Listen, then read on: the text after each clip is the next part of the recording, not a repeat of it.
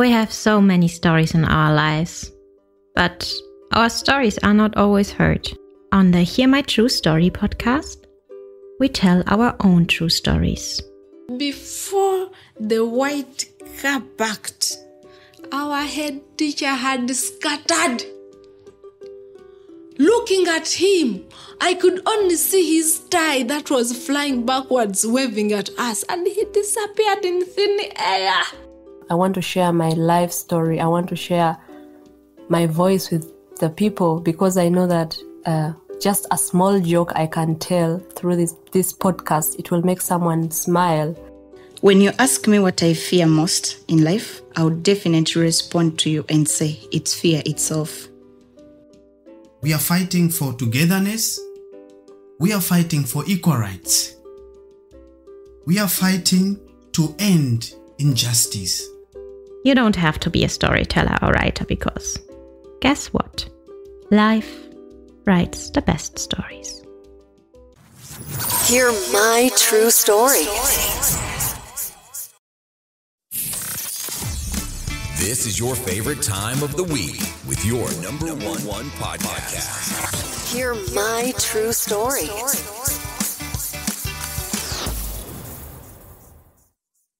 Yeah, thank you so much, our dear listeners. Thank you for coming back onto our next part of this conversation with Mariam as we talk about human trafficking.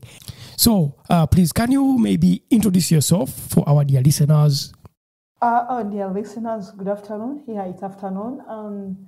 I'm Mariam Mwiza, an anti-human trafficking activist and CEO of Seas Workers Voice Uganda, an organization that was started 2019 with the aim of fighting and ending human trafficking. Now we want to know, how does she rescue girls from the Middle East? What part is being played by the government of Uganda to end this vice? So I just want to ask you, your organization is based in Uganda, yeah? Yes. So, yes. I want to know, how can your organization really rescue these girls from the Middle East? Mm-hmm. And yet you're based in Uganda. How do you do it? Maybe there's someone there who would like to know. Yeah. First and foremost, it is one of those tiresome kind of work that it must do with passion. It is accompanied with risks. It is accompanied, even before you brought me on air, I had a very threatening message on my phone. And, anyway, that's what we always do. So how do we help these girls? Immediately the person, first when I started on this, I made sure I was on all social media platforms. It's just unfortunately that I haven't gotten a website. But at least I used all my social media platforms to talk more about trafficking.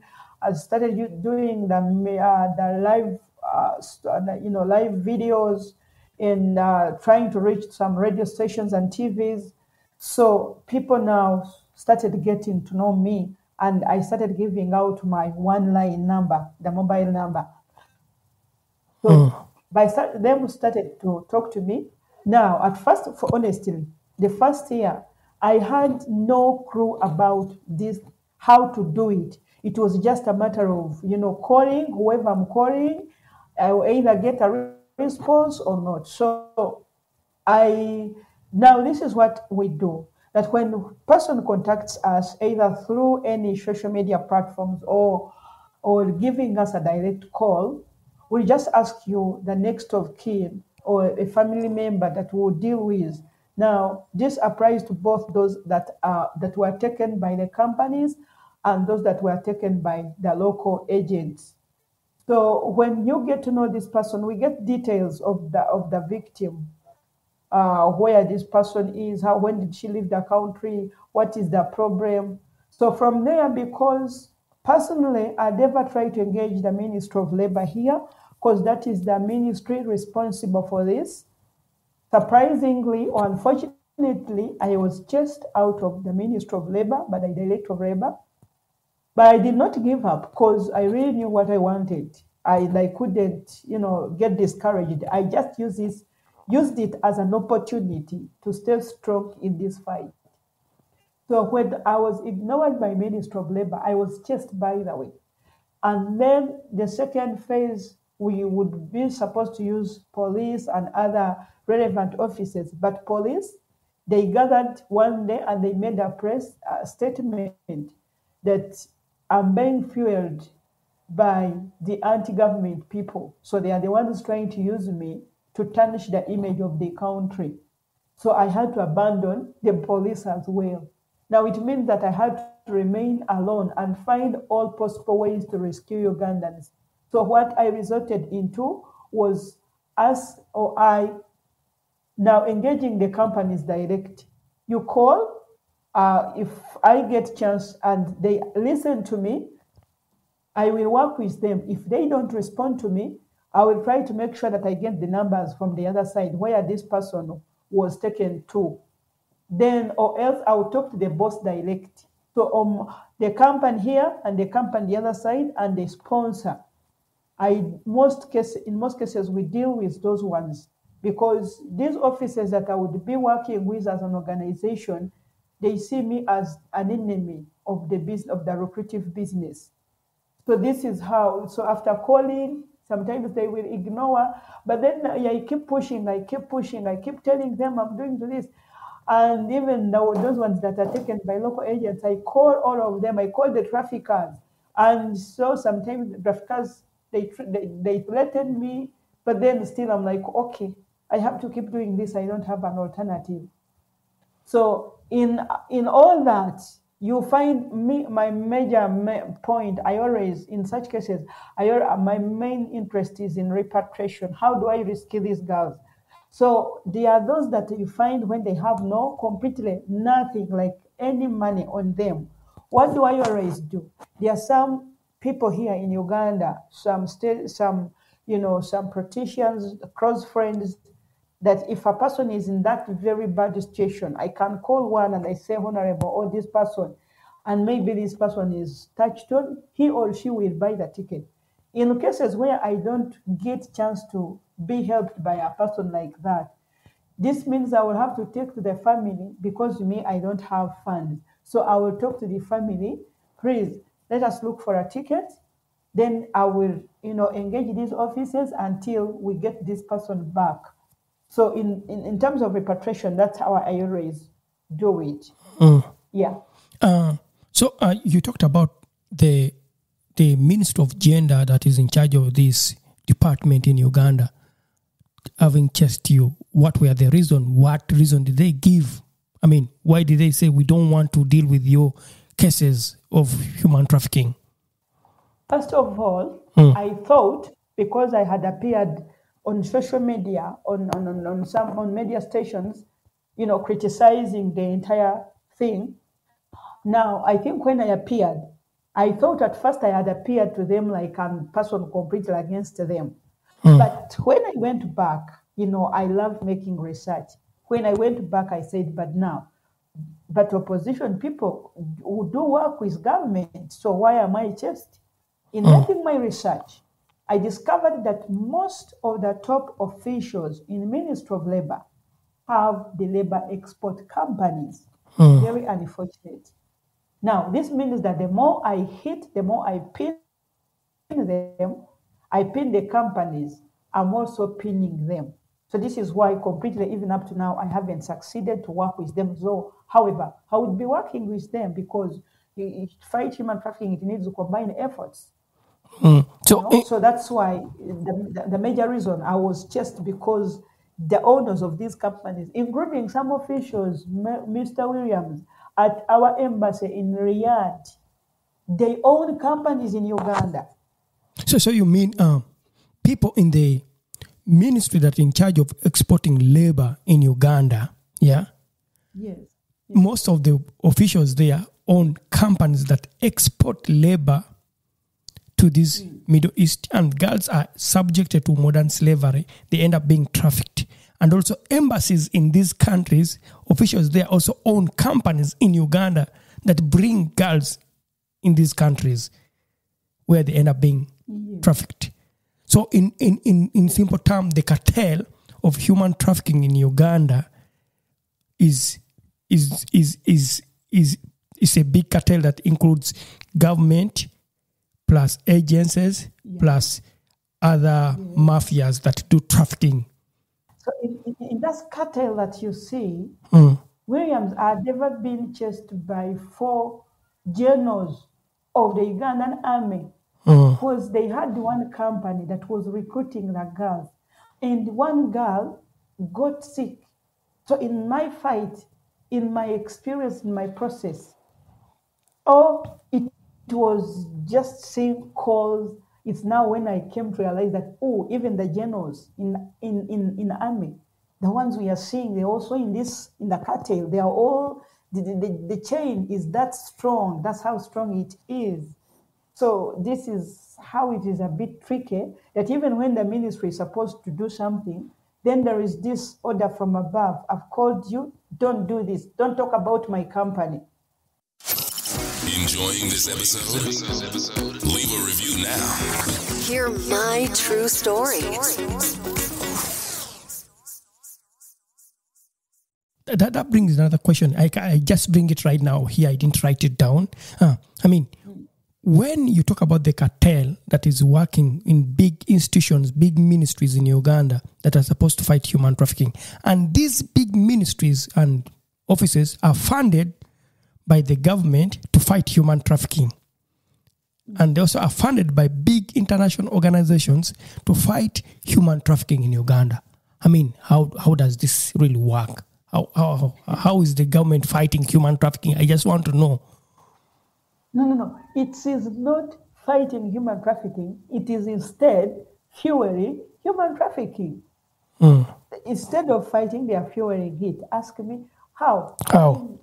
Having these the government officials who were supposed to be part of people like my campaign, these offices, had you ever, for the time I've been here, I'm longing to see the Internal Affairs Ministry, the Ministry of Gender and Labor.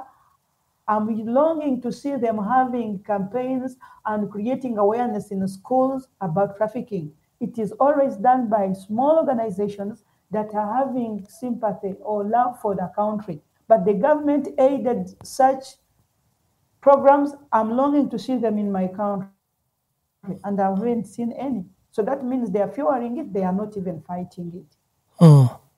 But I see so many, when I go online, I see so many campaigns that are being run by the state of Uganda fighting human trafficking. What do you mean by saying that they are not doing anything?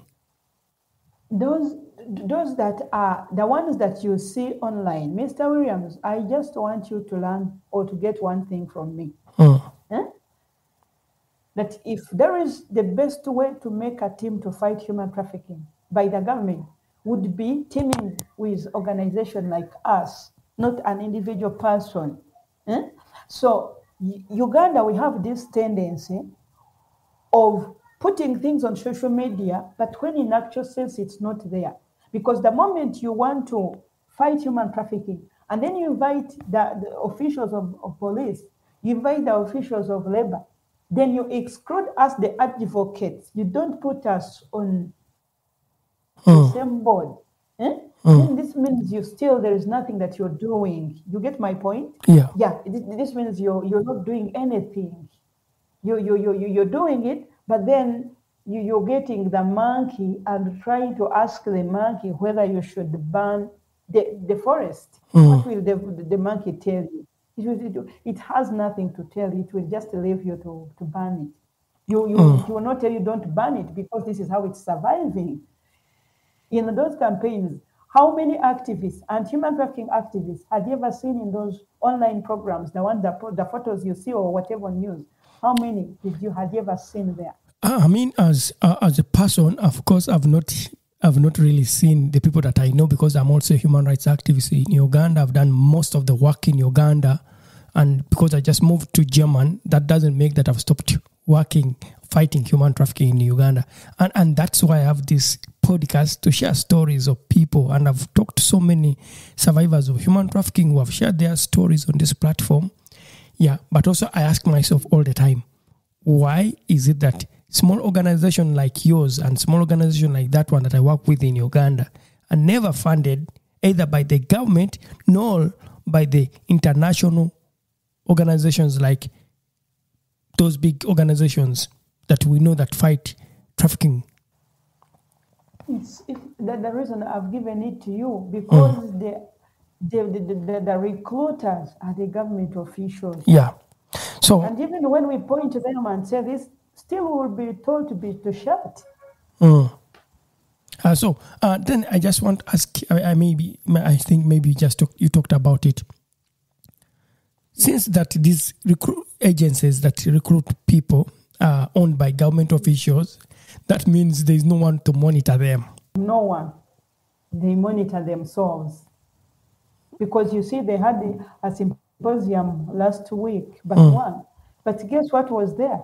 They were just, the debate or the discussion was not about how do we protect the lives of Ugandans, their rights. It was, we should increase from the 30% that the government gets per head to 40%, $40. Yeah, from $30 to $40. That was the discussion. So you can just even imagine. So who is monitoring who? So they think about exploiting Ugandan, selling Ugandan girls into modern slavery as much as they are getting money from it. Yes. Okay. That's really, really, really, really, really difficult to put together. That's what I can say, yeah. I mean, is it one of the reasons that the government of Uganda has not chose to ban exportation of labor to these countries where girls are subjected to modern slavery? Yes, of course, because reason being that if they do that, they are going to lose. They are going to be in losses. You know, they are going to be in losses, and once they go into losses, which is not good because it is on record. It's on record, and this is an authentic information that I'm giving you, that the government of Uganda on a monthly basis earns between 1.1 and 1.5 billion Ugandan shillings on a monthly basis from this labor externalization, the one they call labor externalization, but which we know it is modern slavery.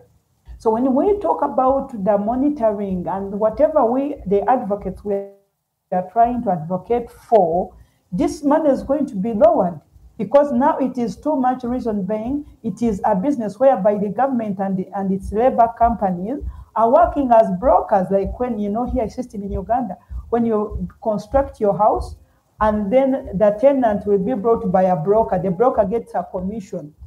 So we may be interrupted by music. Sorry about that. I don't know whether you're catching them. Yeah, I'm catching the music, but of course you are explaining. You can explain it, that music in the background. Then maybe we shall find a way of getting rid of it. Yeah. So it is hard for them to stimulate or to say that let us ban these companies because that is the amount of money they get, and you know in our economy how much money is that. So they see to lose that money, they would either sell human beings and pretend like they don't know what they are doing, but when for them they are earning. Yeah. And what makes it worse is that if they are earning, I wish they would do this money. They would take this money back to Ugandans to get something out of it. But so no one is, no one is following up, no one is monitoring who. This is why even when they have programs like on media stations, they cannot invite us. For us, we are only invited by the journalists who know our cause. They always fix us there. There is two incidences has happened that they ask for programs. The ministry asks for a program. Then the journalist realizes that there is no check and someone to check on them. So they invite me. Reaching when someone calls, whom do I have on the panel? Then they say, Muiza Mariam. The person will drive the car and go back. Said, I'm busy. Twice I've noticed this. So it is hard to come and discuss this issue on air. Of course, it's really hard because they lie to Ugandans that there's no human trafficking, there's no modern slavery being done by the state at the end of the day. our dear listener, thank you so much for being with us in this conversation. I'm sorry because of time. I really think we can continue with this conversation in our next episode with Mariam Mwiza as she talks about human trafficking in Uganda, East Africa, in Africa, and globally, and how she is really doing a job as a human rights activist. I hope you join us in the next episode. We not only have voices for a podcast, but also faces for YouTube. Don't miss your next episode. Hear my true story.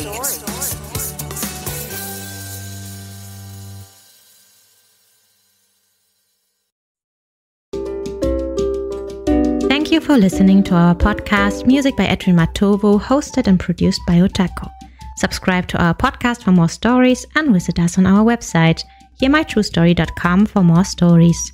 All the links are listed in the show notes of this podcast.